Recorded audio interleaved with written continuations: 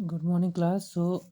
Today आज हम लोग डिस्कस करेंगे relation between pressure and kinetic energy per unit volume. ये हमारा आज का टॉपिक है। हम लोग बात करते हैं सबसे पहले कि एक्चुअल में प्रेशर और kinetic energy per unit volume दोनों में रिलेशनशिप क्या होती है। तो सबसे पहले देखेंगे according to kinetic theory of gases the pressure exerted by the gas of density rho and root mean square velocity VRMS is. अगर सपोज दैट गैस की डेंसिटी कितनी है रो है और रूट मीन स्क्वायर वेलोसिटी कितनी है V है, तो इस केस में हमारा प्रेशर कितना होता है P equal to 1/3 rho VRMS का स्क्वायर। अब एक चीज़ ध्यान रखना, ये प्रेशर की वैल्यू हम पिछले वीडियो में देख चुके हैं कि प्रेशर जो हमने प्रेशर का फॉर्मूला ड्राइव किया था ये उसी से आया है। ध्यान रखना कि इसमें आप लोग कंफ्यूज नहीं होंगे। जो VRMS होता है ये आपकी वैल्यू कौन सी होती है कि जो V स्क्वायर ऊपर हमने मीन लगाया था, मतलब V स्क्वायर का मीन जो हम निकाले थे और उस पर अगर अंडर रूट लगा देते हैं तो हमारी VRMS की वैल्यू मिल जाती है। तो ये हमारा VRMS क्यों यहाँ पर हम यूज़ किए, क्योंकि इसकी एक्यूरेट वेलोसिटी हमको चाहिए होती है कि हर एक मॉलिक्यूल की जो एक्चुअल वेलोसिटी है वो VRMS एकदम एग्जैक्टली देता है। तो ये प्रेशर का फॉर्मूला होता है, ठीक है। नाउ मास पर यूनिट वॉल्यूम अगर निकालें तो मास इक्वल टू क्या होता है वॉल्यूम इनटू डेंसिटी, और पर यूनिट वॉल्यूम का है मतलब V की वैल्यू कितनी हो जाएगी यहाँ पर 1 रख देंगे, तो ये M इक्वल टू किसके रो के बराबर आ जाएगा। तो इसके बाद हम लोग देखते हैं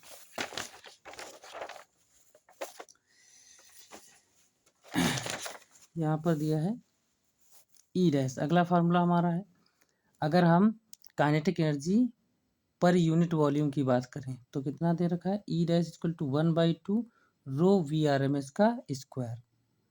अब इन दोनों में पीछे हमारा प्रेशर का फार्मूला था, ये हमारा काइनेटिक एनर्जी का फार्मूला है पर यूनिट वॉल्यूम।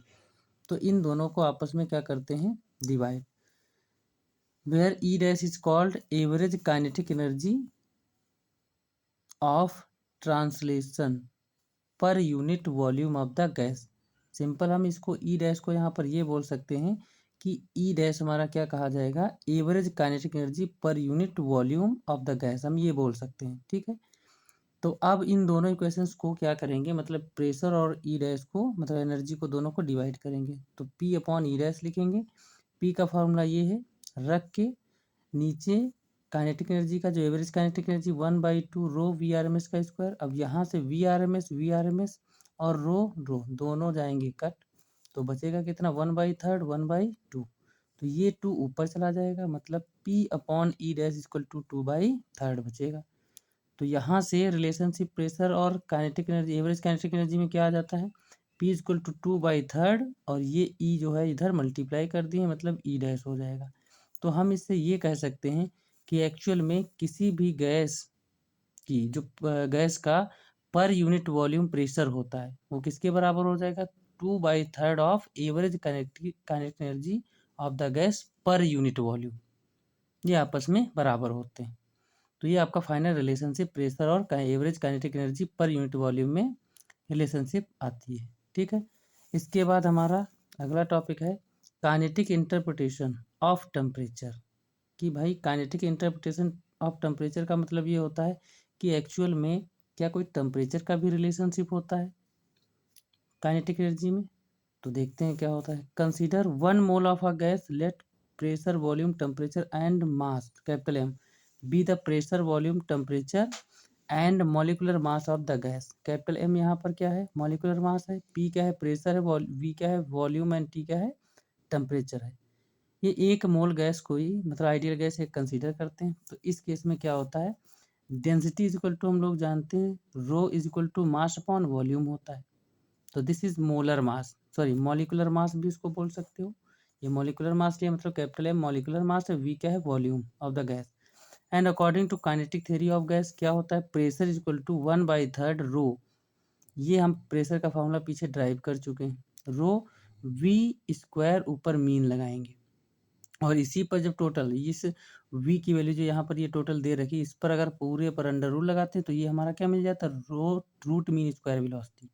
जो पिछले डेरिवेशन में हमने यूज किया था, ठीक है। तो इसको ध्यान रखना। प्रेशर इक्वल टू 1/3 m/v, यहाँ पर रो की जगह पर m/v रख देंगे, मास अपॉन वॉल्यूम, और ये आपका v स्क्वायर ऊपर मीन लगेगा, ठीक है। अब ये वॉल्यूम यहाँ मल्टीप्लाई करें, पी वी इक्वल टू ये फार्मूला बन जाएगा। अब ऊपर नीचे हम क्या किए हैं, इसमें 2 से मल्टीप्लाई और डिवाइड कर दिए हैं यहाँ पर, ठीक है। अब यहाँ अरेंजमेंट की, इस 2 को उठाकर इधर ले आए, मतलब 2/3 होगा, ऊपर वाला जो 2 था 2/3 हो जाएगा, और ये 1/2 अलग करके mv² ऊपर मीन, ये अलग लिख लेंगे, ठीक है। तो अब एक चीज़ और इसमें हो जाती है, यहाँ पर ध्यान रखना कि ये जो टर्म दिया है 1/2 mv² ऊपर मीन, इसको हम लोग बोलते हैं कैपिटल ई, और ई कहा क्या जाता है, E is known as average kinetic energy of 1 mole of the gas. मतलब 1 मोल गैस अगर कोई कंसीडर कर रहे हो तो उसकी काइनेटिक एनर्जी कितनी है, कैपिटल ई है। तो यहाँ पर हमने पुट कर दिया। अब इससे अगर हम ई की वैल्यू निकालें तो किसके बराबर हो जाएगी भाई, P V equal to 2/3 E आ जाएगा, क्योंकि 1 mole of ideal gas P V equal to R T, क्योंकि आइडियल गैस इक्वेशन क्या होती है, P V equal to N R T. N की वैल्यू यहाँ पर कितनी है, 1 है, क्योंकि 1 मोल ऑफ आइडियल गैस हमने कंसीडर की। तो P V equal to R T यहाँ पर पुट करेंगे, ये पुट कर दी। तो ये 2/3 जो था इधर जब जाएगा तो 3/2 हो जाएगा, मतलब जो काइनेटिक एनर्जी निकल के आएगी, average kinetic energy 1 mole of a gas, तो कितनी आ जाएगी, 3/2 आर टी। तो इसमें देखो टेम्परेचर का फंक्शन आ रहा, मतलब जो काइनेटिक एनर्जी यहाँ पर आ गई वो किसके डायरेक्टली प्रोपोर्शनल है, टेम्परेचर के। मतलब हम ये कह सकते हैं कि जो काइनेटिक एनर्जी किसी भी गैस की होती है वो टेम्परेचर पर डिपेंड होती है, ठीक है। मतलब टेम्परेचर जितना आप बढ़ाओगे उतना उसकी काइनेटिक एनर्जी बढ़ेगी। सो अगला टॉपिक हम लोग देखते हैं, वो है, आगे देखते हैं। This equation gives the mean kinetic energy of 1 mole of the ideal gas. मतलब ये जो इक्वेशन हमारे पीछे ड्राइव कर चुके हैं, ये एक्चुअल में क्या देती है, मीन काइनेटिक एनर्जी देती है, ठीक है। तो इसके बाद हम लोग देखते हैं अगेन मीन काइनेटिक एनर्जी पर अगर मॉलिक्यूल निकालें तो ये क्या हो जाएगी, ई, मतलब इस पर बार लगाए मीन निकालेंगे तो पर जो है मॉलिक्यूल कैसे निकलेगी, नंबर ऑफ मॉलिक्यूल। भाई 1 मोल ऑफ आइडियल गैस में कितने एवोगैड्रो नंबर के बराबर मॉलिक्यूल्स होते हैं, तो जो एनर्जी निकाले उसको एवोगैड्रो नंबर से डिवाइड कर देना है, तो एवरेज काइनेटिक एनर्जी पर मॉलिक्यूल निकल आएगी। तो यहाँ ई अपॉन में Na करेंगे, और ई की वैल्यू जो थी 3/2 RT था, यहाँ से Na इसके नीचे ले गए, और R अपॉन Na को हम लोग जानते हैं क्या कहते हैं, R अपॉन Na जो होता है इसी को हम लोग बोल्ट्जमैन कांस्टेंट बोलते हैं, जो कि यहाँ पर यूज किया है। R अपॉन Na को हम लोग Kb लिखते हैं। तो एवरेज काइनेटिक एनर्जी पर मॉलिक्यूल कितनी आ गई, 3/2 kBT आ गई। क्योंकि यहाँ पर पीछे आगे देखते हैं, now E is equal to क्या होता है, 1/2 mv² mean is equal to 3/2 RT। अगर इससे हम v की वैल्यू, मतलब v मीन की वैल्यू निकालना, v² मीन की वैल्यू निकालना चाहें तो कितना हो जाएगा, यहाँ से 3RT बाय ये m इसमें था डिवाइड में ले गए, तो यहाँ से हम ये लिख सकते हैं the square root of v² mean is known as root mean square velocity. हम इसी को रूट मीन स्क्वायर वेलोसिटी कह सकते हैं। कैसे, ऐसे निकालेंगे, बस इसी का क्या कर देना है, अंडर रूट इस पर लगा देना है। तो जो वैल्यू अब हमको मिलेगी, this is called root mean square velocity of the molecule, ठीक है।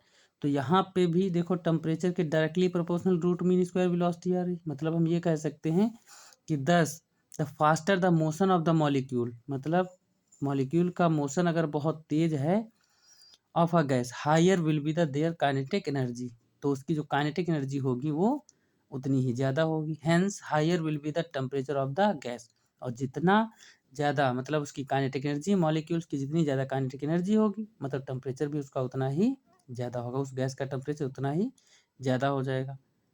अब इससे ये भी हम डिस्कस कर सकते हैं, अगर उस गैस का मान लेते हैं कि टेम्परेचर क्या है, 0, तो टेम्परेचर 0 कब हो जाएगा, जब उसकी टोटल काइनेटिक एनर्जी जो है वो अगर 0 हो जाए, और वो कब 0 होगी, जब VRMS मतलब रूट मीन स्क्वायर वेलोसिटी क्या है, 0 हो जाए।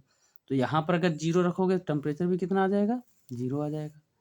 सो we can define absolute 0 as the temperature as that temperature at which all molecular motion stops. मतलब अगर एब्सोल्यूट जीरो कहने का मतलब ये है, अगर किसी भी गैस का टेम्परेचर जीरो हो जाए तो जितने भी मॉलिक्यूल्स हैं गैस के वो सभी किस में हो जाएंगे, रेस्ट में, मतलब वो स्टॉप हो जाएंगे, रुक जाएंगे। तो ये कहने का हमारा मतलब निकलता है। ठीक है, तो इसके बाद अगला टॉपिक आता है, अगला एक क्वेश्चन है हमारा न्यूमेरिकल एनसीईआरटी का। वो ये कहता है a flask contains argon and chlorine in the ratio of 2:1 by mass. मतलब मास के अकॉर्डिंग देखा जाए तो दोनों का रेशियो 2:1 रेशियो दिया है। The temperature of the mixture, जो उस कंटेनर में दोनों गैसें भरी गई हैं उनका मिक्सचर टेम्परेचर उस कंटेनर का कितना है 27 degree centigrade. Obtain the ratio of average kinetic energy पर मॉलिक्यूल। हमको क्या पता करना है, पहला एवरेज काइनेटिक एनर्जी पर मॉलिक्यूल, और दूसरा जो इसमें कह रहा है वो क्या है, ये आपका दिया हुआ है root mean square speed of the molecules of the two gases. दोनों गैसेस की जो रूट मीन स्क्वायर जो है रूट मीन स्क्वायर स्पीड है VRMS, दोनों की जो है एक्चुअल में VRMS की वैल्यूज का रेशियो निकालना है। ठीक है, तो गिवन MCl2 बराबर और M आर्गन, ये दोनों का मॉलिक्यूलर मास दे रखा है। ठीक है, तो हियर सबसे पहले ए पार्ट की हम बात करते हैं। ए पार्ट में हमको क्या पता करना है, एवरेज काइनेटिक एनर्जी पर मॉलिक्यूल, दोनों का रेशियो निकालना है। तो एवरेज काइनेटिक एनर्जी पर मॉलिक्यूल जो होता है, ये फार्मूला होता है, हम लोग जानते हैं ई मीन मतलब एवरेज इक्वल टू 3/2 KBT। और ई इज डिपेंड, जो एवरेज काइनेटिक एनर्जी होती है वो किस पे डिपेंड करती है, only on temperature, not on nature of the gas. भाई वो सिर्फ और सिर्फ टेम्परेचर पर डिपेंड करती है, गैस के नेचर पर नहीं। तो so both argon and chlorine have the same temperature. जिस कंटेनर में वो ली गई हैं, क्वेश्चन में ही लिखा है कि वो उनका टेम्परेचर कितना 27 डिग्री सेंटीग्रेड, मतलब दोनों का टेम्परेचर सेम है। In the flask the ratio of E मतलब average kinetic energy of the two gases कितना हो जाएगा 1/1 हो जाएगा। क्यों ऐसा 1/1 हो जाएगा, क्योंकि देखो टेम्परेचर अगर दोनों गैसेस के लिए हम काइनेटिक एनर्जी निकालें, एवरेज काइनेटिक एनर्जी, तो टेम्परेचर दोनों में क्या है, सेम आने वाला है, क्योंकि इसमें भी 27 रहेगा। मान लेते हैं ये क्लोरीन की है तो इसमें भी 27, और आर्गन की है उसमें भी 27 रहेगा। तो दोनों का अगर रेशियो हम निकालेंगे तो ये पूरा टर्म मतलब एक दूसरे के साथ क्या हो जाएगा, कैंसिल आउट हो जाएगा। जिसकी वजह से मतलब अगर इसको E1 कर दें, दूसरा E2 मान लें, तो दोनों का जो रेशियो आएगा वो कितना 1:1 हो जाएगा। तो पहला तो सिंपल था, सॉल्व हो गया। दूसरा, if M is the mass of the single molecule and capital M is the molecular mass. M क्या है, एक सिंगल मॉलिक्यूल का मास है, और यहाँ पर ध्यान रखना कैपिटल M क्या है, मॉलिक्यूलर मास है। ठीक है, तो ये हम फार्मूला जानते हैं 1/2 M VRMS का स्क्वायर इक्वल टू 3/2 KBT के बराबर होता है। पीछे डेरिवेशन हम कर चुके हैं। अब ये हम कहेंगे अगर टेम्परेचर सेम है तो कहने का तो ये पूरा टर्म किसके, कांस्टेंट के बराबर हो जाएगा, क्योंकि दोनों गैसेस का टेम्परेचर जिस सिलेंडर में आप वो जो है दोनों गैसेस मिला के मिक्सचर बनाए हो, उसका टेम्परेचर तो क्या है, दोनों का सेम है, मतलब हम कांस्टेंट कह सकते हैं। अब फर्स्ट गैस के लिए अगर ये फार्मूला ध्यान देना, अगर ये पूरा टर्म कांस्टेंट है तो फर्स्ट गैस के लिए हम ये VRMS का स्क्वायर मतलब आर्गन, और दूसरी गैस के लिए जो क्लोरीन है इसके लिए भी इसी तरीके का फार्मूला हमारा जो है वो बनेगा, मतलब 1/2 M VRMS ब्रैकेट के बाहर क्या क्लोरीन लिख सकते हैं।